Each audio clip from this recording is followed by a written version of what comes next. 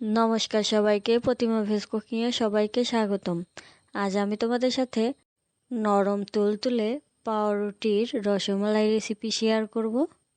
এখানে আমি 1 লিটার দুধ নিয়েছি।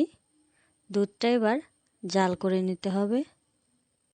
কোনো ঝামেলা ছাড়াই এই রসমালাই রেসিপি যখন তখনই বানিয়ে নেওয়া যায় আর একদম সহজ। এখানে আমি 2টা এলাচ নিয়েছি। এলাচের মাথাটা একটু ফাটিয়ে দিয়ে দেব। চুলার আঁচটা মিডিয়াম রেখে ধীরে ধীরে নাড়তে থাকব। এবার পরিমাণ মতো চিনি দিয়ে দেব। মিষ্টিটা তোমরা তোমাদের পছন্দ মতো দিতে পারো। এবার ভালো করে চিনিটা মিশিয়ে নেব। এ পর্যায়ে দুধটা ধীরে ধীরে জাল করে ঘন করে নেব। কতটা ঘন করে নিয়েছি দেখতেই পাচ্ছ। এবার চুলাটা বন্ধ করে মালাইটা ঠান্ডা করে নেব। এখানে আমি 6 পিস পাউরুটি নিয়েছি। পাউরুটিগুলো এবার গোল গোল করে একটা গ্লাসের সাহায্যে কেটে নেব। তোমরা তোমাদের পছন্দ মতো ডিজাইন করে নিতে পারো। দেখো কেমনভাবে কেটে নিয়েছি। একইভাবে সবগুলোই কেটে নিয়েছি।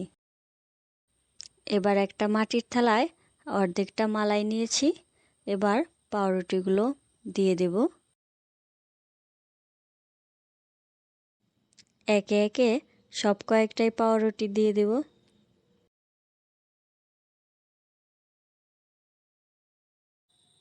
দেখতে পাচ্ছ সব কয়েকটাই পাউরুটি দেওয়া হয়ে গেছে।